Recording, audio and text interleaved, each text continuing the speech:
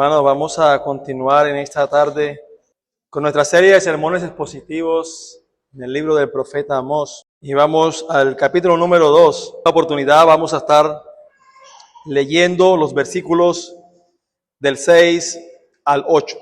Leo para ustedes. Así ha dicho Jehová: por 3 pecados de Israel y por el cuarto no revocaré su castigo. Porque vendieron por dinero al justo y al pobre por un par de zapatos. Pisotean en el polvo de la tierra las cabezas de los desvalidos y tuercen el camino de los humildes.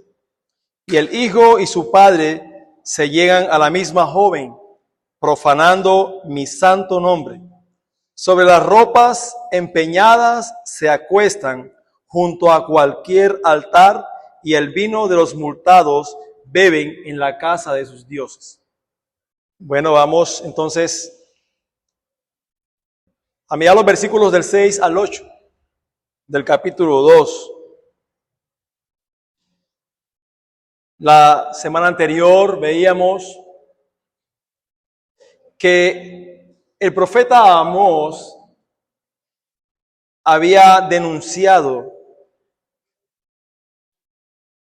los pecados de Judá, el reino del sur. En esta oportunidad vamos a ver que el profeta Amós se enfoca en Israel, el reino del norte. Y llegamos finalmente a las palabras del profeta Amós. Se recordarán que en el capítulo 1, versículo 1, el profeta Amós dice: las palabras que profetizó. De hecho, voy a leer aquí lo que dice la Reina Valera de 1909. Las palabras las cuales dio acerca de Israel. El profeta, tras haber hecho su ronda de reprensiones y amenazas anteriores, aquí centra su objetivo. Y de hecho aquí se queda. Aquí viene a hablar al pueblo de Israel. Y finalmente empieza su acusación contra Israel. Todo lo anterior es tan solo una introducción a ella. El Señor, por medio del profeta Amós, había acusado, advertido a las naciones paganas que estaban alrededor de Judá y de Israel. Pasó luego a Judá y ahora a Israel. Y el profeta empieza con Israel como con el resto de las demás naciones. Les dice: por 3 pecados de Israel y por el cuarto no revocaré su castigo. Israel había pecado también. Y había pecado en gran manera, como ustedes ya conocen la expresión, lo que significa por 3 pecados y por el cuarto. Si todas estas naciones anteriores enunciadas serían castigadas por sus iniquidades y por sus pecados, la pregunta: ¿quedará Israel sin castigo? Podría llegar a pensar Israel: nosotros somos el pueblo de Dios, no nos va a pasar nada. Qué bueno que Dios está juzgando el pecado de las otras naciones. Pero hermanos, Israel no podía quedarse sin castigo. Porque Dios es un Dios santo. Y Dios es un Dios justo. Y el Dios de las Escrituras, hermanos y amigos, es un Dios que aborrece el pecado y la injusticia, como lo vamos a ver en nuestro sermón en esta tarde. El sermón en esta tarde lleva por título: la injusticia y la inmoralidad, el pecado de Israel. La propuesta que traigo, es: el liderazgo revela la enfermedad del pueblo. El liderazgo revela la enfermedad del pueblo. Y vamos a ver cómo se revela esta enfermedad del pueblo a través de sus líderes. Entonces vamos a ver 4 puntos en esta tarde. Vamos a ver cómo esta enfermedad del pueblo se revela a través de sus líderes en una perversión o corrupción de la justicia. Segundo, en una opresión a los pobres, buscando ganancias para sí. En abominables impurezas e inmoralidad. Y cuarto, en sus abusos religiosos e idolatrías. Entonces vamos a ver nuestro primer punto de cómo se revela esta enfermedad a través de los líderes de Israel. Y lo vemos en una perversión o corrupción de la justicia. Dice, porque vendieron por dinero al justo y al pobre por un par de zapatos.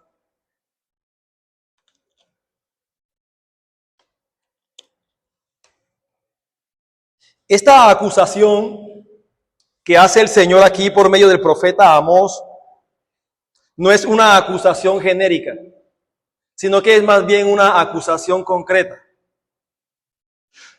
Amós no se está refiriendo principalmente al pueblo, sino que se está refiriendo a un grupo específico. La perversión de la justicia en Israel era el pecado de aquellos a quienes se le confió la administración de la justicia. Es decir, a los jueces, a los magistrados y a todas las partes involucradas. Aquellos que eran los encargados de liderar al pueblo de Israel y de administrar justicia, principalmente. Y Dios había levantado a personas dentro del pueblo para que guiaran al pueblo de Israel en estos asuntos. Así que estas personas, según nos muestra el texto, no les importaba vender los derechos de un hombre, ni tampoco su justa causa. De hecho, hasta por una pieza de plata podían vender la justicia. Ellos dictaban sentencia no según los méritos de la causa, sino que el soborno siempre inclinaba la balanza y el juicio se vendía en subasta al mejor postor. Eso era, si alguien venía a hacer justicia delante de ellos, lo que primaba era, ¿cuánto me van a dar? No nos importa el caso, es cuánto hay de ganancia. Y si entre ellos había alguien que daba más dinero que el otro, así no estuviera razón, no importaba. Lo importante era el dinero que recibieran. Así que el juicio se vendía en subasta como al mejor postor. Quienes han tenido la oportunidad de subasta, quizás entenderán el lenguaje acerca de esto. ¿Quién da más por esto? El que dé más se queda con ello. Estas personas, los líderes de Israel, los encargados de administrar la justicia en el pueblo de Israel, se dejaban influir y corromper por dinero. Esa era la condición de estas personas. Se dejaban corromper por poder o por cualquier beneficio personal. Comprometían sus principios y la lealtad de la palabra de Dios por sus intereses personales. Hermanos, cuando uno lee un texto como esto y ve uno cosas como esta, de un pueblo que es el pueblo de Dios, el pueblo de Israel, uno dice, ¿cómo ha llegado la corrupción, el pecado y la maldad en aquellos que profesan conocer a Dios? Uno dice, estas cosas, y a veces asombra uno también a veces, que pase en las sociedades impías, en el mundo alrededor, y vemos una sociedad tan corrupta donde la maldad de los hombres, los líderes de nuestras naciones, quizás no son muy ajenos a lo que la radiografía que dan las Escrituras acerca de los líderes de Israel. De hecho, dice el texto también que por un par de zapatos. Es decir, vendían la vida y el sustento del pobre por un par de zapatos. Y hermanos, debemos tener en cuenta que Amós utiliza figuras retóricas constantemente en sus denuncias. Así que cuando dice un par de zapatos, no está diciendo que literalmente estaban vendiéndolos por un par de zapatos, sino que esta es más bien una figura retórica, muy conocida, llamada hipérbole. Es una hipérbole que utiliza el profeta Amós aquí. Y esa hipérbole tiene la intención o consiste en exagerar o magnificar una situación para describir la gravedad y la importancia de esto, hermano. O sea que cuando él decía acerca de esto, estaba mostrándole que ustedes son capaces de vender aún por lo más mínimo la justicia y el derecho.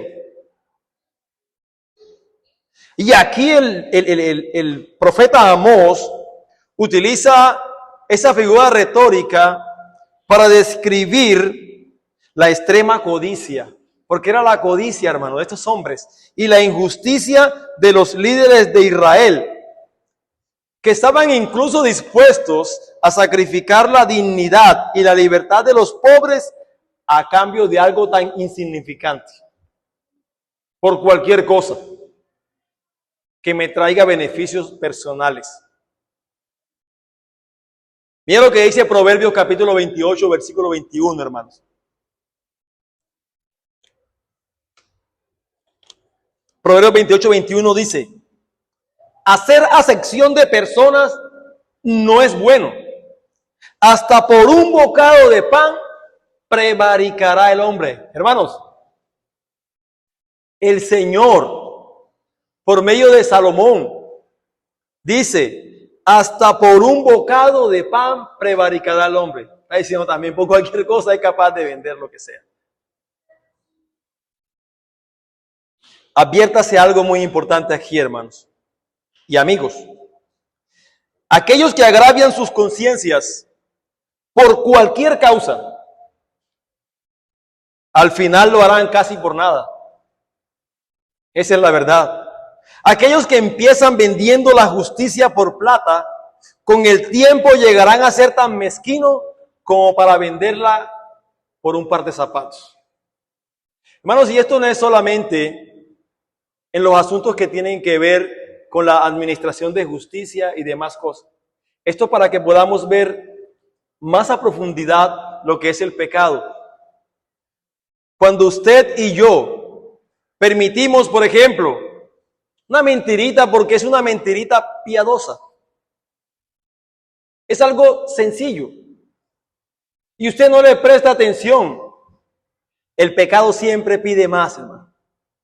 Si hoy damos y decimos una mentira, y si hoy de pronto me robo un lapicero, y si hoy empiezo por cualquier cosa pequeña, hermanos, y no presto atención a eso, va a llegar el momento en que voy a decir mentiras impresionantes, hermano. Quizás ya no voy a llegar a robarme un lapicero, sino que me voy a robar quizás un banco y demás. Porque el pecado es como una bola de nieve. Empieza pequeño y va creciendo. Y usted de pronto podrá decirme, pero es que tú sí eres exagerado en estas cosas. Hermano, si no es por la gracia, el Señor en su gracia que nos restringe muchas veces, nosotros ¿dónde estaríamos, hermano? Y yo creo que estos líderes de Israel no empezaron a ese nivel, a como el Señor los describe aquí en este texto, porque estaba en un nivel impresionante. De hecho, cuando el texto dice por 3 y por 4 pecados, es decir, han llenado el colmo de sus pecados.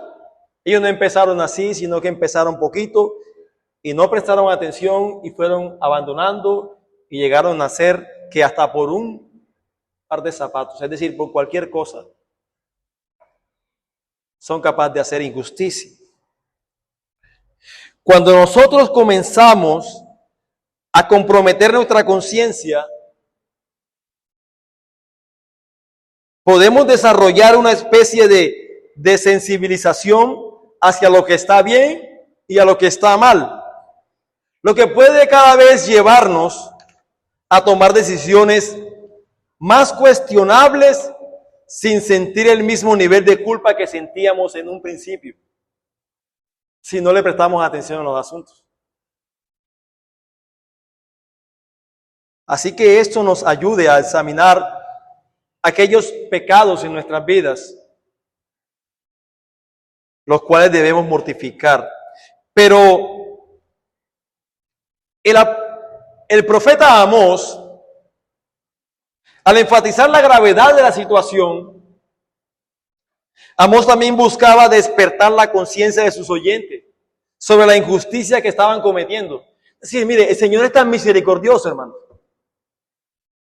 que aún en estas cosas, cuando el profeta Amós va y denuncia por medio de estas figuras retóricas la condición del pueblo de Israel y haciéndolo de la manera como lo hace, es decir, tan grave, está buscando despertar las conciencias de las personas. Dios estaba haciendo eso. Muy probablemente algunos pudieron despertar, pero muy seguramente muchos no. Sigue. Punto número 2.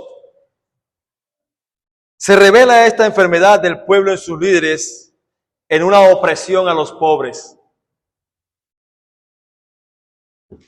Dice el texto: pisotean en el polvo de la tierra las cabezas de los desvalidos y tuercen el camino de los humildes. Sé que el profeta utiliza expresiones que uno no logra entender desde un inicio. Pisotean en el polvo de la tierra las cabezas de los desvalidos y tuercen el camino de los humildes. Bueno, hermanos, pisotear aquí sugiere abuso, desprecio y violencia. Abuso, desprecio y violencia. De hecho, en conjunto, la imagen denuncia a quienes aplastan a los más vulnerables, tratándolos como si no tuvieran dignidad ni valor alguno. No valen nada. Hombres conforme a la imagen de Dios. Esa palabra, el polvo, que aparece allí, en el original evoca la idea de miseria, fragilidad y desamparo. Es decir, es alguien ya caído en el polvo y aún así lo pisan. Es como nosotros decimos aquí popularmente: al caído, caerle. Eso es lo que pasaba. Eran personas que estaban siendo vulnerables, no tenían la capacidad y eran abusados, despreciados, desamparados. Estos líderes no solo no ayudaban al vulnerable, sino que lo hundían cada vez más. En vez de ayudarlos, lo que hacían era hundirlos más y más y más. Y esa era una forma en la cual se describía la actitud y la conducta de los líderes del pueblo de Israel. Y repito, hermanos, aquellos que eran encargados de administrar justicia y de guiar al pueblo de Dios. Los hombres que buscan enriquecerse, empobreciendo a otros, cometen transgresión de la que Dios no revocará su castigo durante mucho tiempo.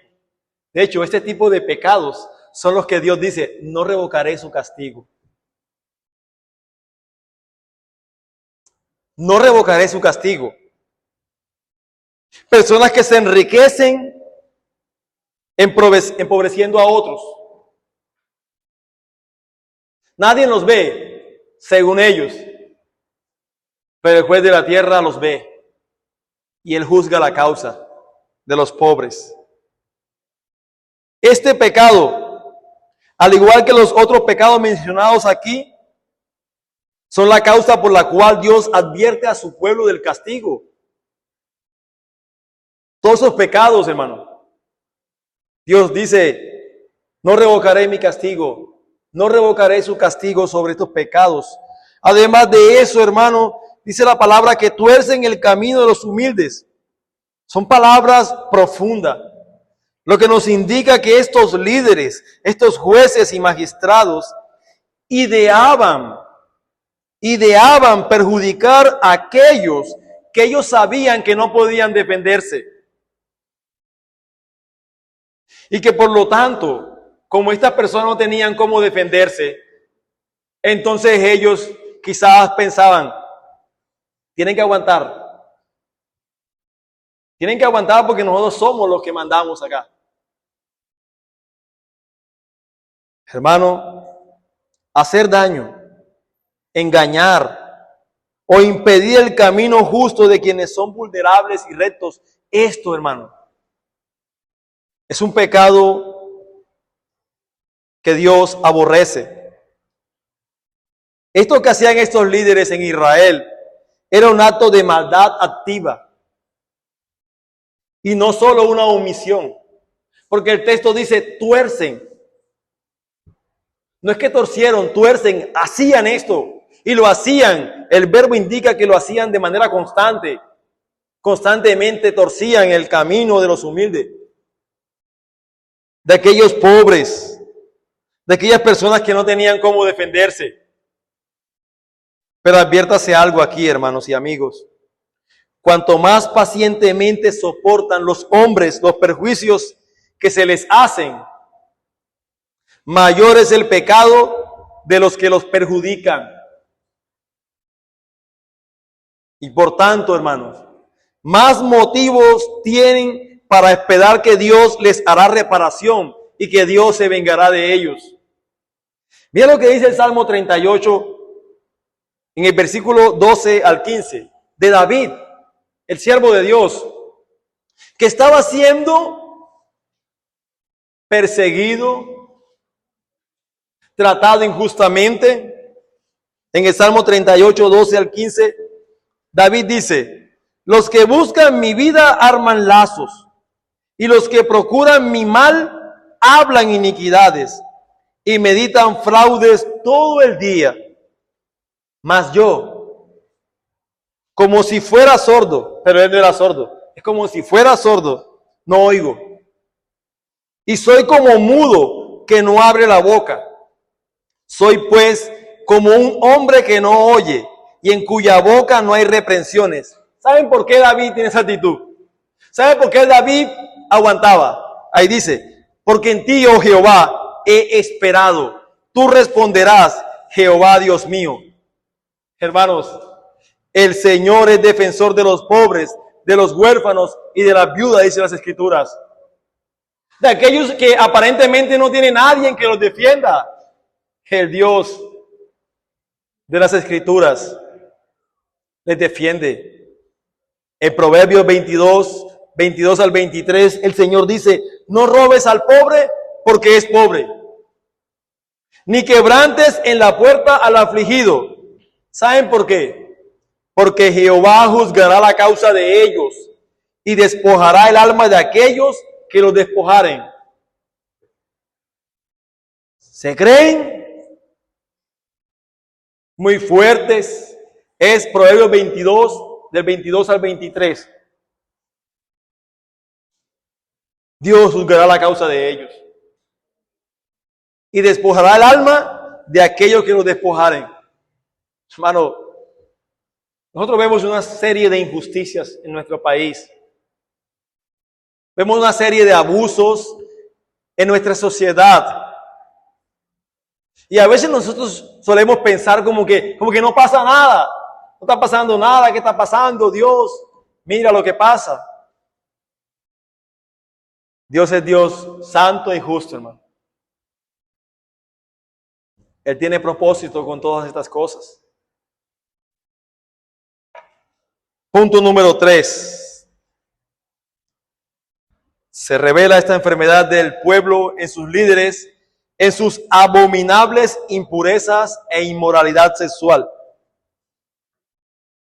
Seguimos. La condición espiritual y moral del pueblo de Israel, muy nefasta, hermano. Dice, continúa el versículo número 7, su parte final. Y el hijo y su padre se llegan a la misma joven, profanando mi santo nombre. ¿Qué significa eso, hermanos?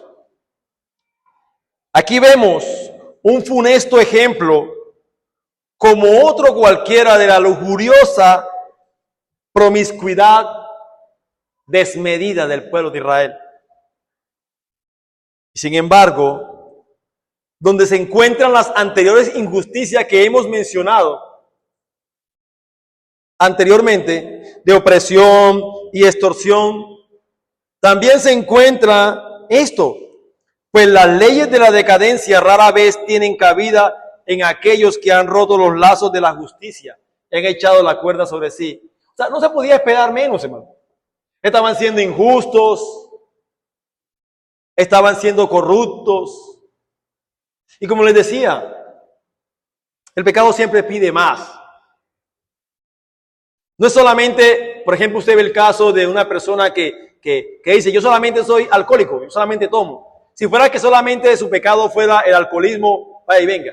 El problema es que ese pecado del alcoholismo le lleva también a la promiscuidad, a la mentira, al robo y a muchas otras cosas más. Porque el pecado siempre quiere más y más y más.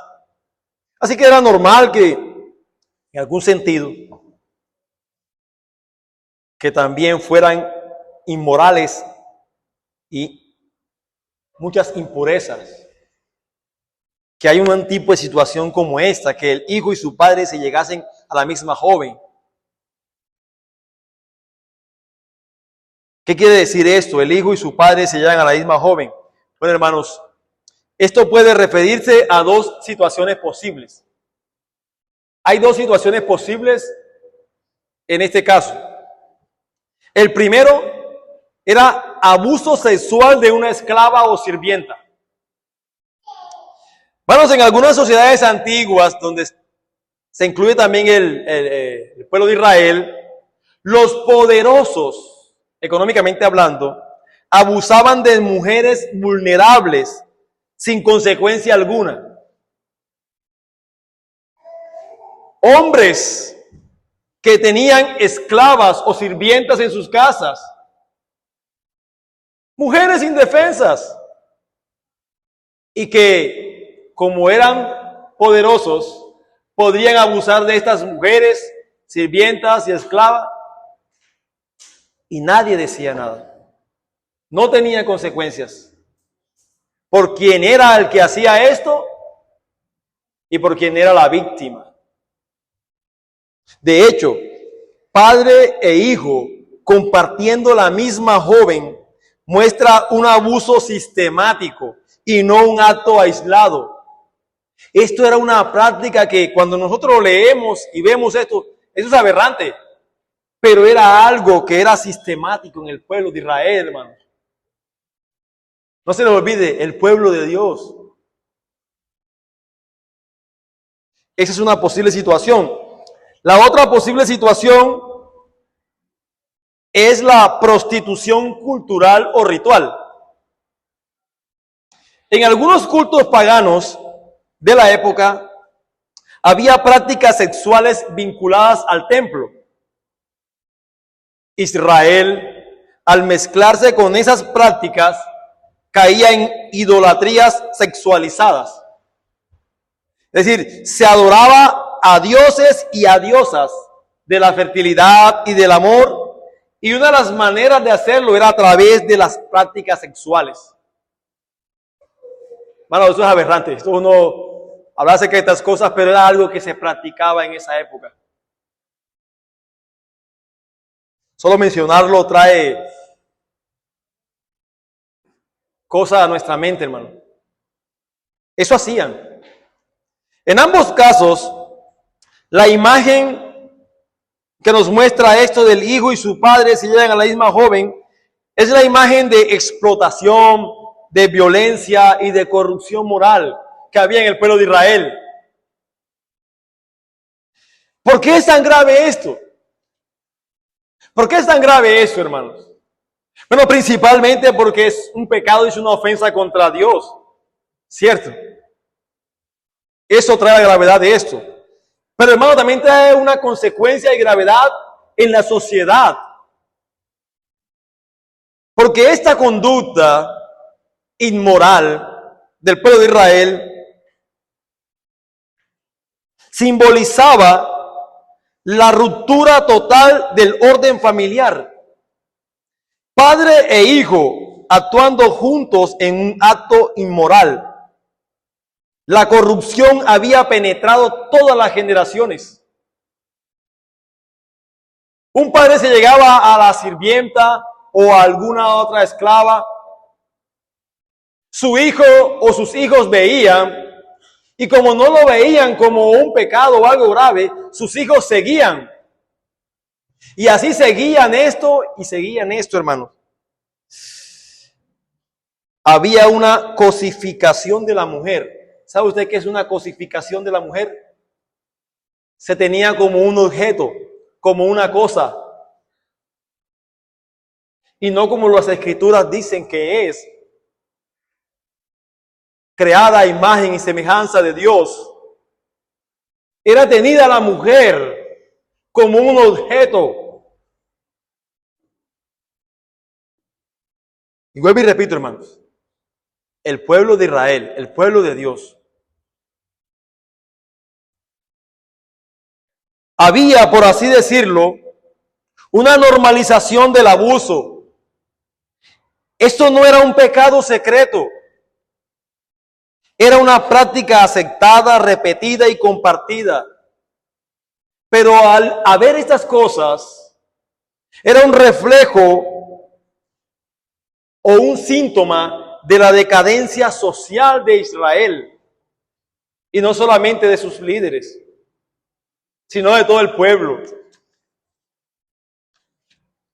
Pero el texto termina diciendo algo muy importante. Que esta acción profana, dice Dios, profanando mi santo nombre. Esto es profanar el santo nombre de Dios. Y en la Biblia, hermanos, profanar el nombre de Dios significa deshonrar a Dios, deshonrar su carácter, pero su carácter es deshonrado por nosotros con nuestra conducta. Especialmente cuando nuestra conducta contradice el pacto o el carácter de Dios. Cuando usted está haciendo aquello que es contrario a lo que Dios dice en su palabra, hermano. Dios dice, están profanando mi nombre. Y no solamente con este acto de inmoralidad sexual, sino que incluye todos y cada uno de los pecados que estaban detrás, hermanos. Las injusticias y los demás. Mire, Israel afirmaba ser el pueblo de Dios. Somos el pueblo de Dios, pero vivía como las demás naciones paganas. ¿No le parece a usted de pronto muy común en muchos de aquellos que profesan ser cristianos hoy, pero con sus hechos deshonran y profanan el nombre de Dios?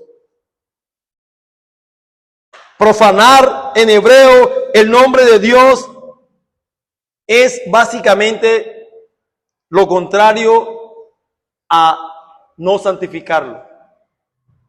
Es decir, que cuando nosotros profanamos el nombre de Dios, no estamos santificando el nombre de Dios, hermano. Usted y yo sabemos cuál es el propósito por el cual hemos sido creados. El Señor Jesús dijo en su palabra, en su primera línea de oración, que su nombre sea santificado, que su nombre sea honrado, que su nombre sea exaltado, que el nombre de Dios pueda ser tenido en muy alta estima. Así que esto tiene grandes tiene profundas implicaciones. Porque profanar el nombre de Dios, entre otras cosas, significa actuar de manera que haga padecer que Dios es injusto, o que Dios es indiferente, o que Dios es cómplice del mal. Cuando usted y yo, por ejemplo, hermanos, actuamos en mentira, en engaño, somos flojos, perezosos y demás, lo que estamos mostrando con nuestra conducta, entre otras cosas, es que creemos que nuestro Dios es así, hermano. Pero Dios no es así. Pero nuestra conducta, hermanos, refleja el carácter de Dios o distorsiona acerca de quién es Dios. El nombre de Dios se profana cuando nuestras prácticas religiosas o evangélicas no transforman nuestra vida ética. Cuando usted lleva muchos años siendo cristiano y usted sigue siendo el mismo mentiroso, el mismo perezoso, el mismo desamorado, usted, hermano, está profanando con su estilo de vida el nombre de Dios. Permítame citar este texto en Romanos capítulo 2, versículos 22 y 24. De hecho, el apóstol Pablo lo dice un poco más fuerte y hace una conexión con lo que el pueblo de Israel hacía en su época. Romanos capítulo 2, versículos 22 al 24. Dice, mira el apóstol Pablo lo que dice. ¿Tú qué dices que no se ha de adulterar? Perdón, ¿tú qué dices que no se ha de adulterar? ¿Adulteras? ¿Tú que abominas de los ídolos, cometes sacrilegio? ¿Tú que te jactas de la ley, con infracción de la ley, oiga, infracción de la ley, deshonras a Dios, está profanando el nombre de Dios?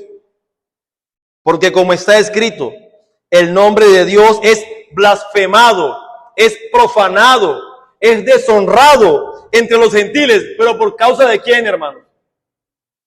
Por causa de vosotros. Su conducta, Israel, la conducta del pueblo de Dios, que profesaba ser el pueblo de Dios, estaba haciendo que el nombre de Dios fuera deshonrado entre los que no le conocen. Esto es algo que debemos considerar, hermano. De pronto decimos, no, pero es que la gente no tiene que andar en justicia, en verdad. Los incrédulos tienen que amar a su prójimo. ¿Y nosotros qué estamos haciendo, hermano? Quizás estamos también siendo muy injustos. Quizás no estamos amando al prójimo. Y eso dice el apóstol Pablo aquí. Y aquí la lista no es exhaustiva. Meta cualquier otro pecado aquí. ¿Tú qué dices que no se debe robar y tú robas? ¿Tú qué dices que no se debe mentir y mientes? Y metamos ahí cualquier cantidad de pecados. La injusticia social, unida a la inmoralidad sexual, desacreditan el testimonio del pueblo de Dios. Cuando no vivimos nosotros conforme a la verdad de la palabra, estamos desacreditando el nombre de Dios. Porque usted y yo sabemos que no hablan simplemente de este o aquel, sino el evangélico, el cristiano este. Qué triste, hermano. Y por último, punto número 4, se revela esa enfermedad del pueblo en sus líderes, en sus abusos religiosos e idolatrías. Versículo 8 dice, sobre las ropas empeñadas se acuestan junto a cualquier altar, y el vino de los multados beben en la casa de sus dioses.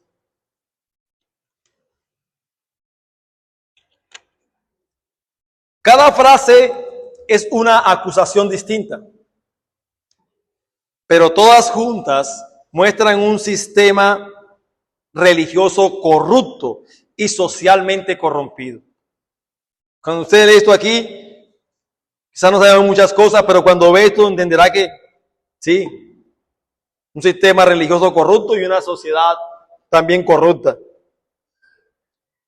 Básicamente esta acusación está haciendo referencia a injusticias, pues estas personas que eran encargadas de administrar justicia y de liderar al pueblo de Israel, imponían multas exageradas para sacar dinero a los multados, aquellos que les aplicaban las multas. Le aplicaban multas exageradas e inventadas con tal de sacarle dinero.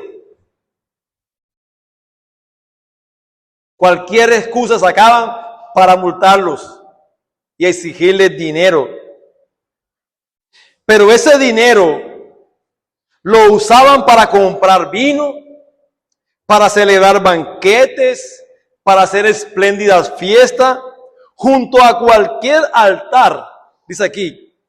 Lo cual hace referencia a esos lugares de culto donde Israel pretendía adorar a Yahvé, pero lo hacían de una manera corrupta.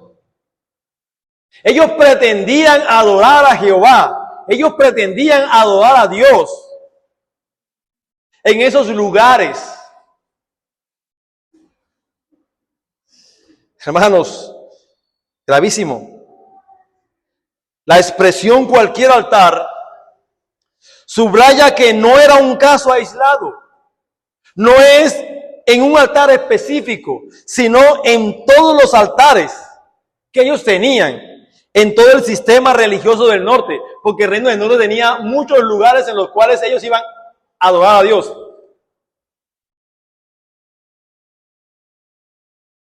Es decir, añadían idolatría a su injusticia. Y luego creían expiar su injusticia con su idolatría. Es tremendo, hermanos. Ellos creían hacer expiación por ello, festejando las ganancias de opresión junto a cualquier altar y bebiendo vino en la casa de sus dioses. En los templos donde adoraban sus becerros, como si hicieran de Dios un socio de sus crímenes y de sus injusticias, al convertir a Dios en un socio de sus ganancias. Lo que robaban, lo que oprimían, lo sustraían, hacían tremendas fiestas religiosas y creían que al hacer esto estaban siendo espiados por Dios y adorando a Dios, hermano. Está la corrupción del pecado en el corazón del hombre. Y estas personas conocían la ley de Dios. Este podía ser un servicio lo suficientemente bueno para los falsos dioses, hacer ese tipo de cosas. Pero el Dios verdadero no será jamás burlado, hermanos. La Biblia dice en Gálatas que Dios no puede ser burlado. De hecho, Dios declara en Isaías 65:8, porque yo, Jehová, soy amante del derecho. Dios ama el derecho, hermano. Y dice, aborrecedor del latrocinio para holocausto. Dios aborrece el robo. Y más cuando aquellos que roban, lo que hacen, lo que sustraen, lo que oprimen. No sé si ustedes de pronto han tenido la oportunidad de ver, ¿sabe?, algunas películas o en la misma vida real, hermano. Personas que hacen robos, hacen maldades, crímenes y demás, y luego pretenden llevar su dinero para que lo hagan el diezmo. Sí, como... O sea, aquello que fue hecho por injusticia, robo, crimen, pecado y demás, pretenden llevarlo a Dios para expiar sus pecados. Eso pasa en ese nivel, pero puede incluso llegar a pasar en aquellos que profesan ser cristianos. Quizás en algún acto o algún hecho, un negocio que hiciste y justamente hiciste algo, tú eras consciente y demás, pero bueno, ¿cómo esto va para Dios, para la iglesia? Hermanos, que el Señor nos ayude. Dios no puede ser servido de forma aceptable si no es con lo que se obtiene honestamente. Dios no puede ser servido de forma aceptable si no es con lo que se obtiene honestamente. Bueno, quiero ir concluyendo. Quiero ir terminando y digo lo siguiente. Es verdad que Amós acusa concretamente y específicamente a los encargados de administrar justicia, a los líderes en Israel. Es verdad. Sin embargo, esto no exime la responsabilidad del pueblo en sus pecados. Hay una frase muy común que usted conoce y yo, y es la siguiente: el pueblo es como son sus líderes. Pero para no caer en un determinismo simplista, nosotros debemos matizar esto. Hay una verdad en esto, en que el pueblo es como son sus líderes, pero debemos matizar esto, hermano. Mire, la Escritura sí enseña que los líderes moldean profundamente la vida espiritual del pueblo. Eso es verdad. Pero también muestra que el pueblo tiene responsabilidad moral propia. Y el profeta Amós juega precisamente con esa tensión. Los líderes moldean al pueblo, pero el pueblo también es responsable. Y Amós sabía esto. Es responsable delante de Dios. Amós no solo acusa a los líderes, Amós también acusa al pueblo en otros pasajes, como vamos a ver más adelante. Porque el pueblo aceptó la corrupción. El pueblo participó en prácticas injustas. El pueblo de Israel de alguna manera se benefició de ese sistema corrupto e injusto. El pueblo de Israel no defendió al vulnerable, lo cual debían hacer. Los líderes pueden desviar, eso es verdad, pero el pueblo decide seguirlos o resistirlos. Usted sabe. En otras palabras, estos líderes, como los que vimos aquí en el pueblo de Israel, surgieron de un pueblo que había perdido sensibilidad espiritual, lo cual muchas veces estos son reflejos de un pueblo que ha dejado de escuchar la voz de Dios. Entonces, cuando se han apartado del Dios de Israel, del Dios vivo y verdadero, entonces ya poco a poco comienzan a importarle quiénes son sus líderes, quiénes son los que administran justicia, quiénes son los que le guían. Apliquemos esto, hermano. Si es así, ciertamente los líderes moldean al pueblo en algún sentido, pero el pueblo también es responsable delante de Dios moralmente. Entonces la iglesia necesita líderes que encarnen la justicia. Hermano, la iglesia necesita líderes que encarnen la justicia, porque la comunidad imita lo que ve y no lo que oye.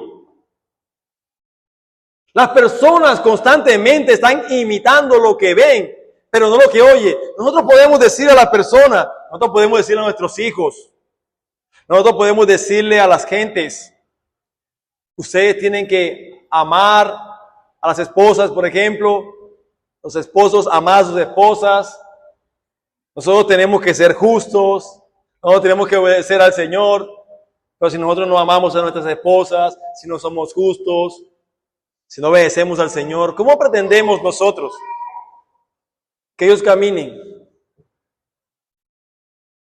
Porque es el ejemplo el que mayormente se ve.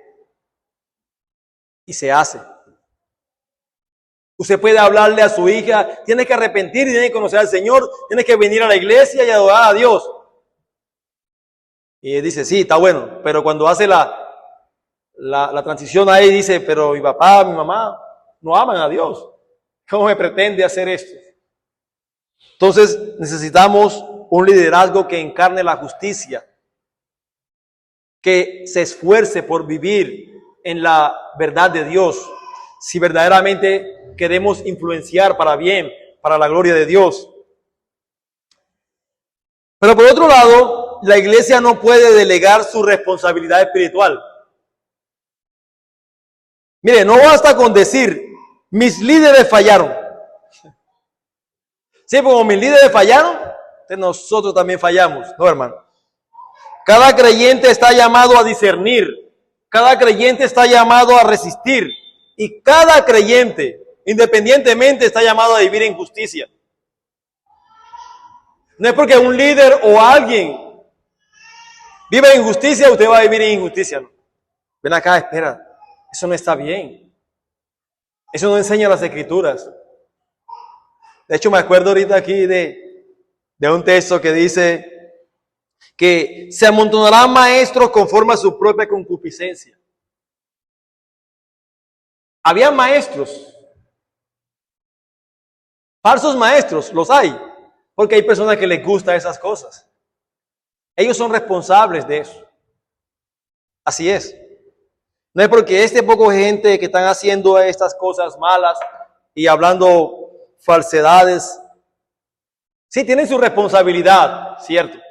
Pero los que escuchan también tienen su responsabilidad delante de Dios. No podemos eximir esto. Los líderes forman al pueblo, pero el pueblo también forma a sus líderes. La justicia no es responsabilidad de unos cuantos. Es el llamado de la comunidad del pacto, hermanos. Oh, ¿cómo es Cristo, hermano? Cristo, el evangelio presentado aquí. Cristo, hermanos, es visto como el ideal de justicia que Amós exige. Amós está denunciando el pecado y de alguna manera está exigiendo justicia. Bueno, Cristo es la justicia ideal.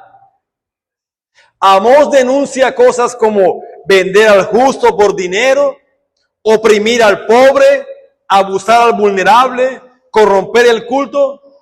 Pero Cristo, en contraste, anuncia buenas nuevas a los pobres. Cristo da libertad a los oprimidos. Cristo denuncia el pecado. Cristo restaura la dignidad de los marginados. Aquellos que son despreciados y aquellos que son tenidos en poco, Cristo restaura su dignidad, amigo. En otras palabras, donde Israel fracasó en vivir la justicia del pacto, Cristo la encarna perfectamente. Nuestro glorioso y precioso Salvador encarna la justicia. Lo que Israel no pudo cumplir, Cristo obedeció perfectamente la ley de Dios. Cristo es, entre otras cosas, el Israel verdadero, el Israel fiel, el que cumple la justicia que Amós reclama. Por eso te digo, amigo, ven a Cristo, ven a Él, porque solamente en Él tú puedes hallar la verdadera justicia y el perdón de tus pecados. Ven en arrepentimiento y fe, porque Cristo es justicia nuestra.